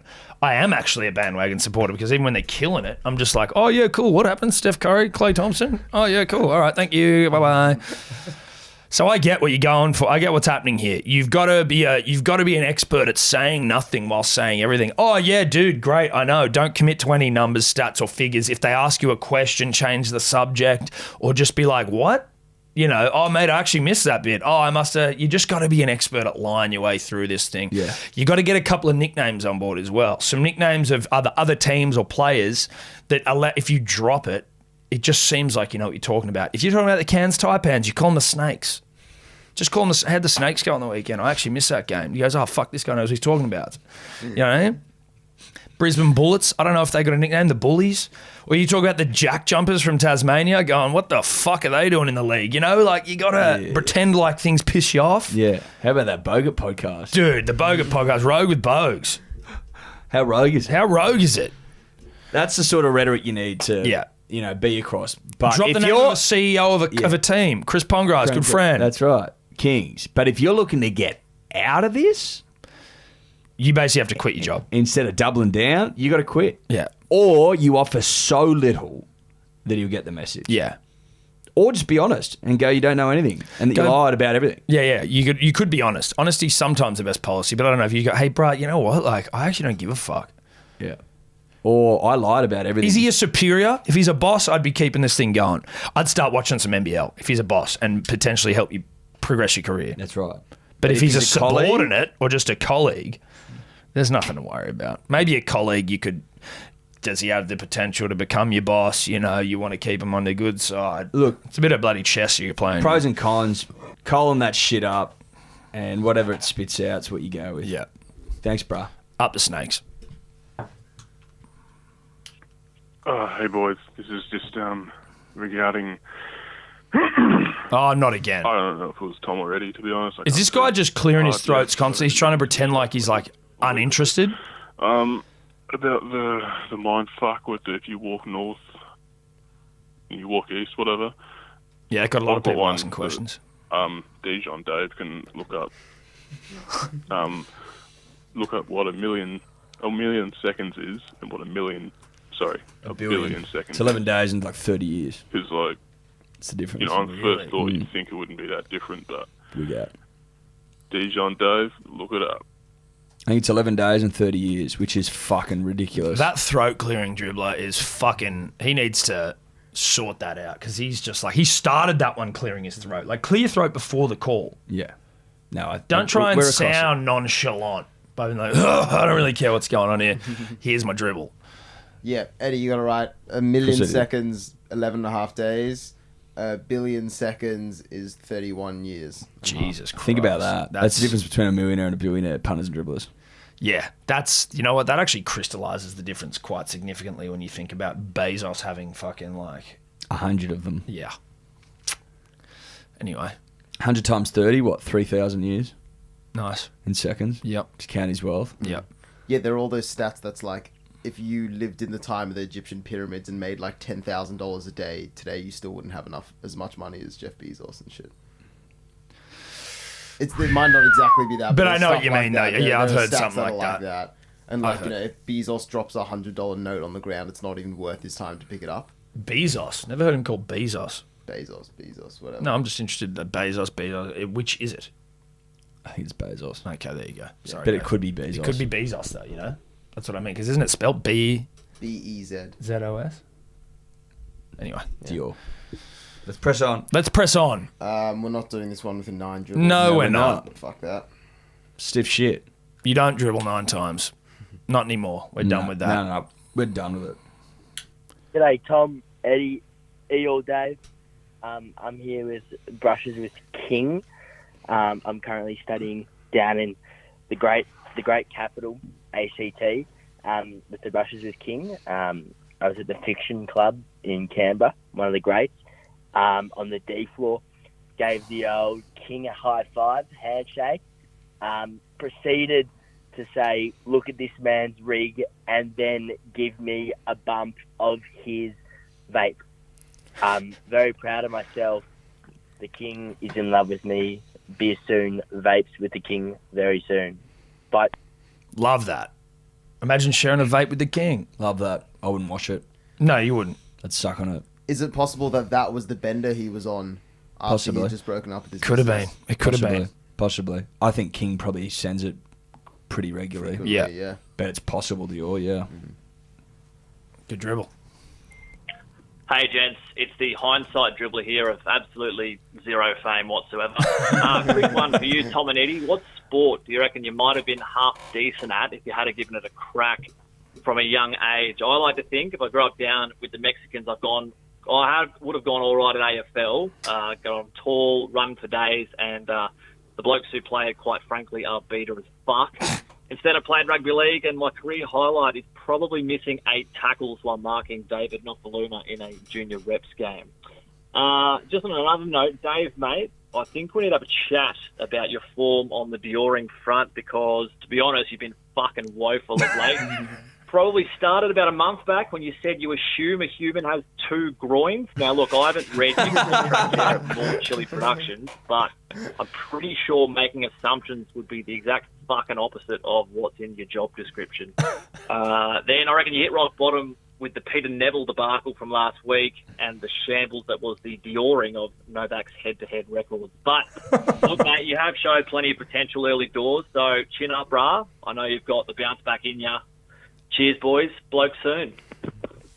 There you go. A bit of a fucking blindside licking there on Thanks, Dave. mate. I mean, it's fair. The adjustment to early morning recording is kind of... It's rattled him. It's rattled him, me yeah. a bit. And This bloke used to get to bed at 3 a.m. Yeah. You know what I mean? After 100 cones. Yeah. Not waffle cones either. No, not waffle cones. So, he was used to having Monday off in its entirety. Yeah.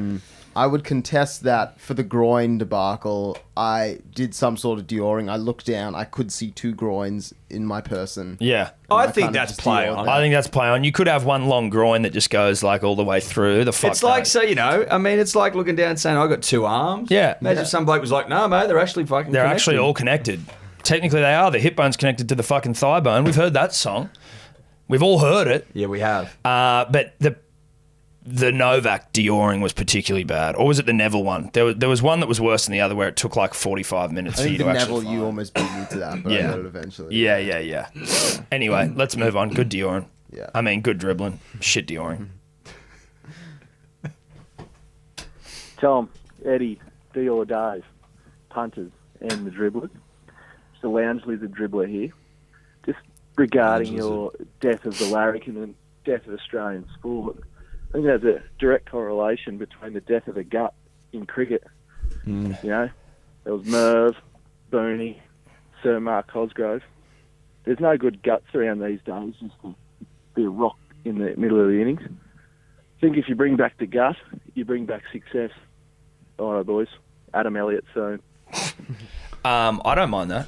I think that makes a great point.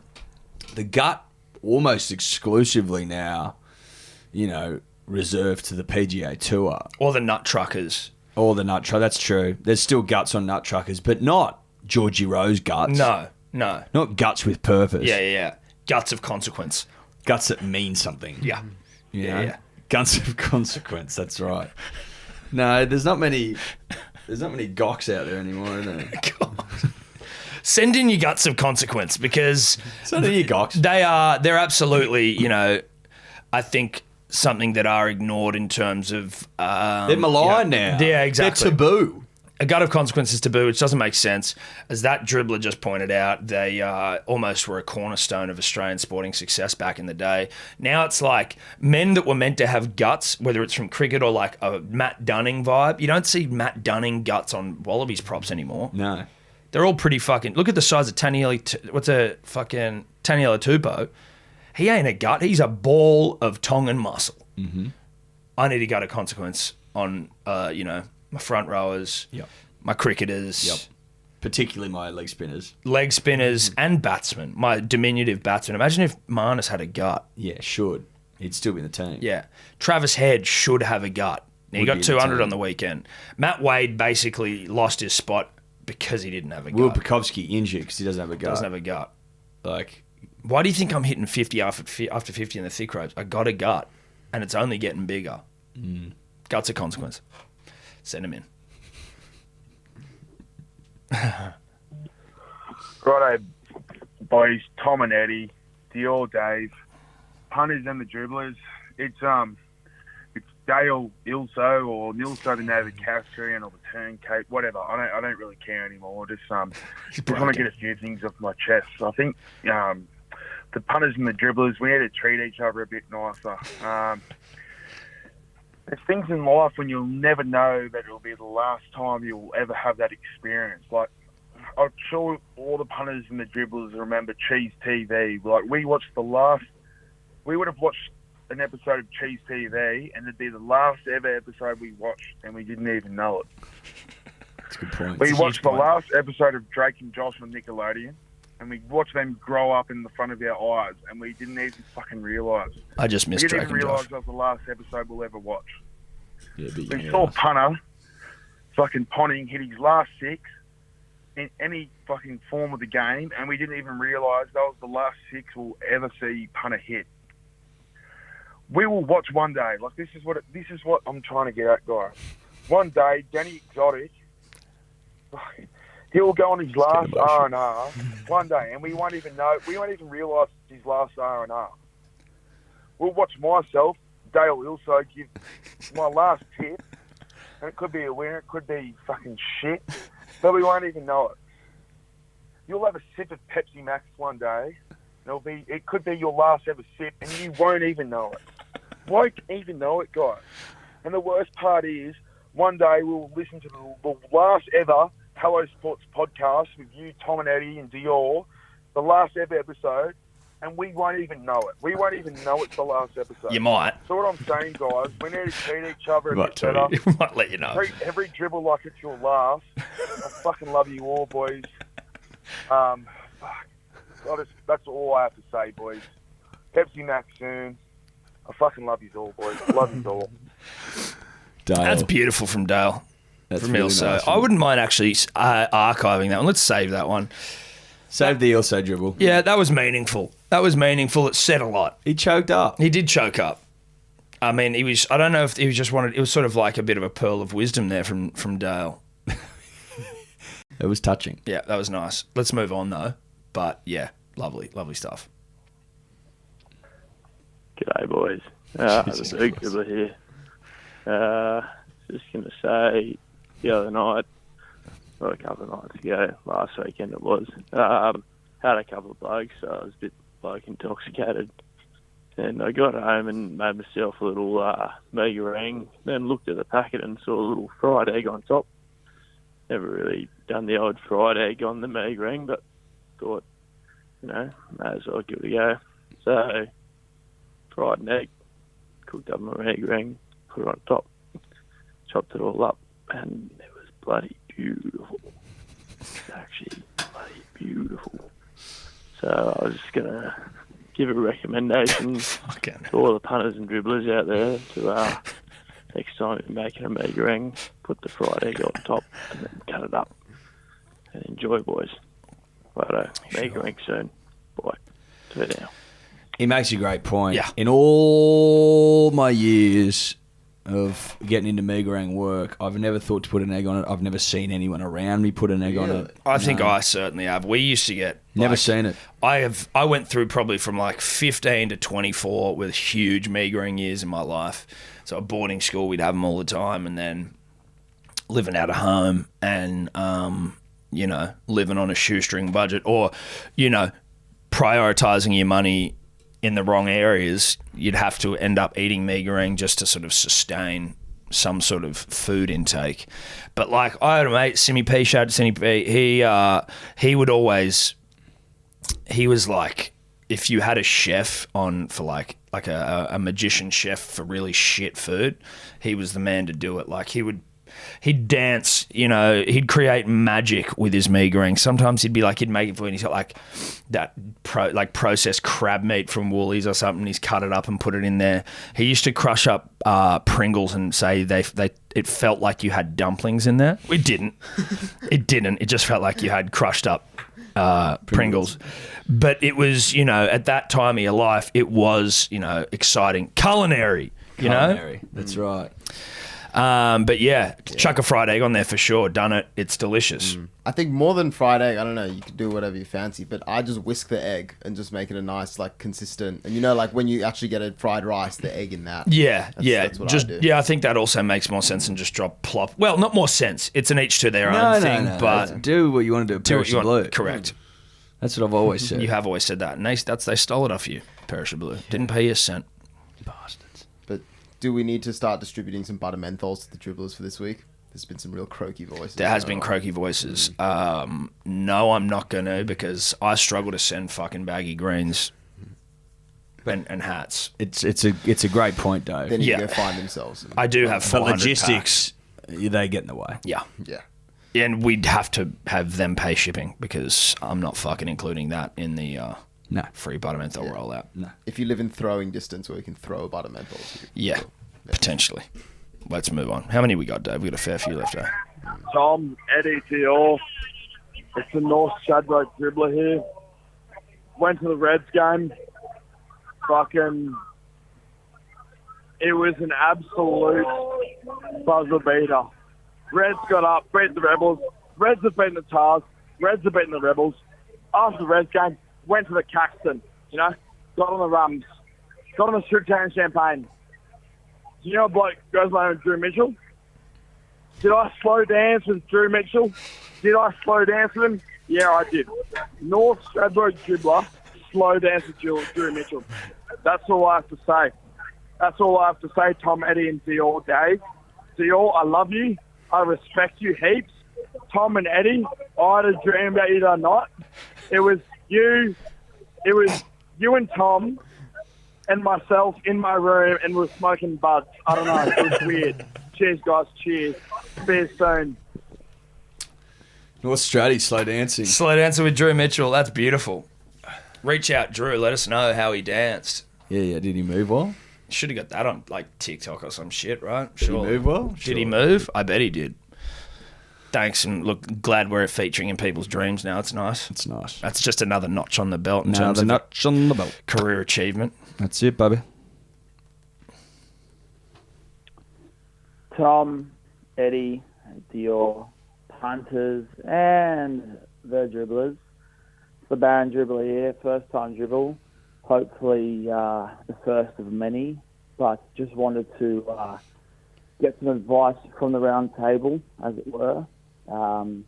Recently up for Christmas with the girlfriend in Queensland, and had some bit of poor experience with pub etiquette from some extended family members. Something I consider very important. Nonetheless, having a couple of beers with the old man, a couple of Pride of Queensland, 4X bitter, great beer, and buying each other scooters. Nonetheless, the rest of the family decided to come up and join us to interrupt what was quite a majestic afternoon, one might say, discussing all important topics with coal mining and cricket.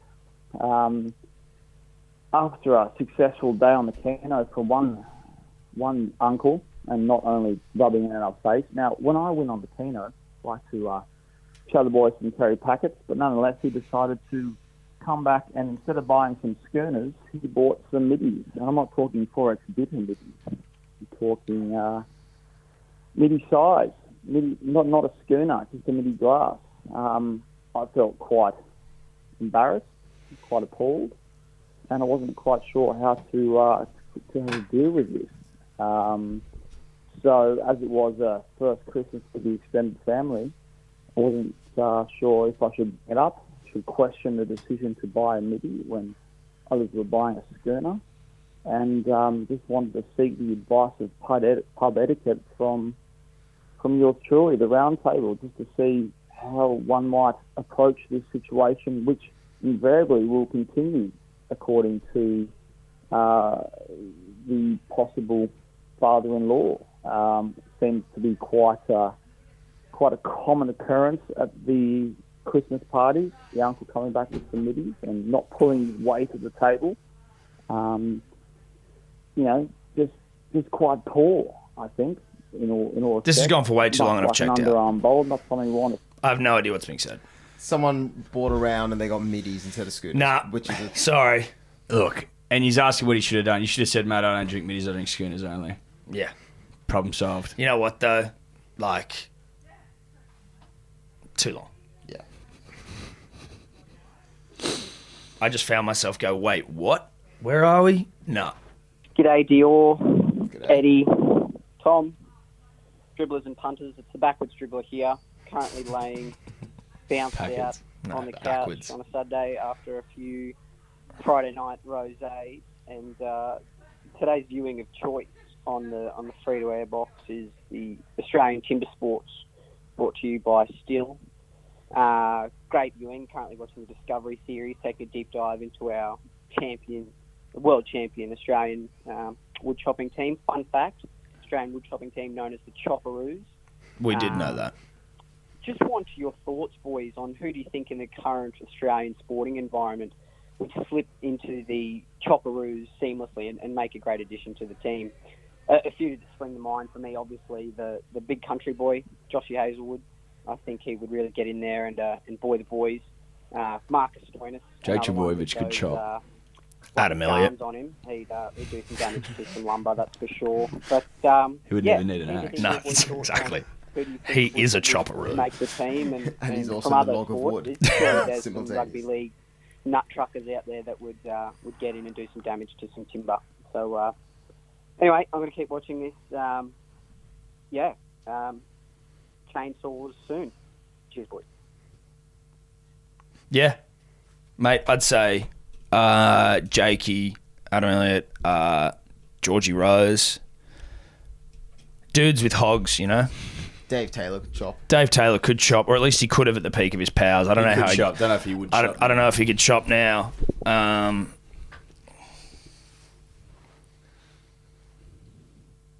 Just trying to think. You'd have that strong upper body. I am always worried when I see them getting into their work of they're gonna like fucking hit one of their legs by accident. You know what I mean? They're swinging it right in between their legs. I'm just like, fuck. I reckon on the coming up through the ranks, it probably happens more than at the big Once leagues. you reach the top, I yeah, think there'd be the a big- lot of missing toes in the lower ranks of the. Well, generally speaking, you got to have all your toes to make it to the big time, more balanced. Yeah. Weeds them out a bit, you know. I mean, I know you'd be wearing steel cap boots, but I mean, you'd No, probably, they don't. They wear volleys. No. Yeah. Fucking oath they do. You can get steel cap volleys. I wore them at my you when I was can? labouring, dude. They wear volleys. That's why I was the biggest loser on site. I had steel cap volleys and red jeans. We know this. They wear the low cut volleys. That's what I had. Low cut steel cap volleys. I didn't know you could get steel caps. Yeah, There you they're go. for roofing, I think, is when they become a bit more. Okay, there you go. Anyway. Yeah, don't know. Maybe that's a P's and D's page thing. Yeah, we're running out of puff. Yeah, we are running out of puff, and there's a few dribbles left. Not too many, I don't think. Daddy didn't sleep well last night, had a big weekend. We press on. Back to back. G'day, Three Musketeers, punters and dribblers. Wannabe influencer dribbler back here again at the Royal Randwick Racecourses. with all the beater blue suits of the Tarot Cash variety. Here with No Nonsense FC celebrating their famous six-a-side victory. Even though I didn't get included in the team, still celebrating the win for the boys. Just wondering, at what age is it acceptable to come up to the races with your notepad, pen and tickets in hand? Or are we the generation that's just going to stick to our sports bet or whatever punning as thingo you want to use? But I really respect the elder dribbler standing there with their pen and paper in hand, scrunching the ticket up if they win or lose. Just want to let you know your thoughts. Cheers. Beers soon. Milso tips forever. Bye. I think it's acceptable at any age. Yeah, Doesn't so look do out of I. place. I was doing it at home the other week because I like it. It's a way for me to make sense. If you're getting sent multiple tips, it's a way for me to like make sense of it all. All right, this race you're saying this race he's saying like a different one or the same thing. And then, as we've said, once you realise you have synergy across two sets of tips, they're going, oh, race one, they're both on number 6. You go, okay, write that one down and in brackets, load up. But I need that sort of a piece of paper to help me sort of clear my thoughts. Yeah. Get them all down onto a page. There's nothing wrong with the best bets, the pen, plenty of tickets. It's good. It's good for the soul. It is good for the soul. It's honest stuff. Congrats on taking out Div 6 soccer or whatever it was. Even though you weren't involved. But you know what I mean. I reckon I could throw up in a half an hour if we don't fucking get through these dribbles. Full disclosure. 10. All right, let's. 10? Yeah, it's a lot, Eddie. Let's fight. Let's This one's fight. short. Hopefully some other short ones. Eddie, deal of punter of not getting paid labourer fame. Oh. We're here having a dribble. That was it. Cool. You're fired. Let's move on. Jeremy, mate. That's pretty ordinary. Is it Jeremy, is it? Yeah, Do we know so Jeremy I think now? It's Jeremy. Okay, well, you've been warned, bruh. We know who you are, Jeremy. Unskilled labour soon. Eddie, D or Dave, as a geology dribbler here, long time listener, first time caller, Bulldogs fan all my life. Debba. I just want to say on the Adam Elliott, Michael Lishar situation, let he, who has not fucked his best mate's missus while his best mate and their kids sleep in the same house, cast the first stone. Who hasn't done that? That's all I'm going to say. But I live in Newcastle, so I'm very happy to jump on Piercy when he sexts one of the night staffers, and I'm very happy to get on his fucking back and have a go at him. But Adam Elliott, hands off, all right? Everyone's done that. Thanks, guys. Good podcast. Keep going. Love yous. Bye. Thanks, bro. I don't know if that's going to be a bit red hot to keep in, but it's a funny point. Well, keep it. It's a statement. It's a statement. Or comment. Press on. 8 to go. Yeah, good evening to the punters and the dribblers and the all Dave, Tom, and Edward Simpson. I just want to leave a dribble. There's a beer Kalen Ponga brought out called the Goosey. And it tastes a bit like a Stone and Wood of Byron Bay Brew fame. I remember on an episode where you boys had Danny Kemp on the podcast of Bloke in a Bar fame, proud sponsors of the podcast. He said he was going to bring out a mid-strength beer called the Goosey, and Kalen Ponga's brought out a beer called the Goosey. So just quietly, I just want to know, is there a bit of a, what would you call it, temptation from Kempy to sort things out with Kalen Ponga right now? Chestnut Jarrett here with Robbie B from SpongeBob SquarePants name and Jockey Wait. My name's Fletcher Price. My dad's a good house painter. All right, if you need your house painted, get to Fletcher Jones, old man. Yeah. I don't remember that. I don't remember that either, but I'm not saying that's not true. No, just saying I don't remember. If that is the case, that's interesting. It is interesting. Maybe a biff needs to ensue. Denner wouldn't. He's too nice. He is too nice. He's too much of a sweetheart. He might want to, and again, I'm not. This is the first that's been brought to my attention. He may want a biff, but he doesn't. He doesn't biff because he's a sweet man. It's too nice. Yeah. But yeah, look, if Ponga stole it off him, then is that what you're accusing? Himov. Listen, dude, we've got 8 dribbles left. We're absolutely we're just out of it. We're done. We're out of puff. So let us get through the dribbles. We appreciate that one, though. And again, if anyone needs their house painted, go to that guy's dad. Fletcher Jones, I think. Fletcher Price. Fletcher Price. Sure. Do both. Google both. Google both. Google both. Tom, Eddie, DR. Shout out to the dribblers. The punters, I don't know, I have a bit of a bone to pick with them. Look, to be honest, don't give 2 fucks who you care about on the horses or the greyhounds on the weekend. I'm here for the dribble. Anyways, create a new group. That's all I'm going to say. Recommend a new group. If you want to fucking count your alphabet letters, do it somewhere else. We're not here for it. Dribblers revolt. See you soon. Sure. Listen. There's things in the pipes. There's things in the pipes. But you know what? You got to be able to... all it is we've just got to try and find a way for punting and dribbling, as opposed to just an overwhelming deluge of punting and their horse shit tips. But I do sometimes find, and listen, we're all dribblers, some more in the punting persuasion, but it's very dribbly to me for dribblers to piss and moan. I find that dribblers whinge way more. Like you've got to get off your ass and also contribute to the dribble. If you want to try and drown out punting, drown it out with dribble. Yeah. Don't just be like, I want to get back to dribbling. Like, do something about it. We've been over it. Couldn't agree more. There's things in the pipe, though. There is things in the pipe, though. Don't tell us what to do. That we're already doing it. We're already doing it. You think that you think off the back of that dribble, you're like, that's a great idea. Thanks, bro. Or do you think that we've been fucking out and about, swinging our hogs, getting things going? Getting things going. We don't sit on our hands, bro. Come on, dude. Come on. Let's press on. Brubby dribbler here. Lads, just took a piss at the urinal and looked over. I thought I saw a fellow star of Angus Crichton. May have called him Jerome Brown from the Brumbies, and he looked at me and went, "Who is that?" But mate, he was a legend. Took his time, his photo, and we had a chat for about 10 or so. But absolute legend. Chin soon, mate. He's all about his chin, and he was pretty stoked after his little win today against the Raiders. But he can deal with that in the next few days. Lucky him. Enjoy it while he can. Up the Raiders when they do come through. But Brumbies dribbler here, mate. 61-10. Eat a dick, Tars.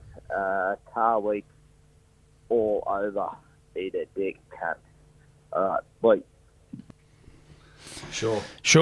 Eating dick. Angus Crichton is a legend. I don't know why you would call him Jerome Brown. That seems weird. But he's a good man. Took it obviously in his stride, did Angus. Saw that he's rocking a pony now as well, or a top knot. That's a development. It's a development. All right, 3 more. It's bold. Almost there. Bold. Even for AC. I know. That fucking goatee from hell, and hell being positive.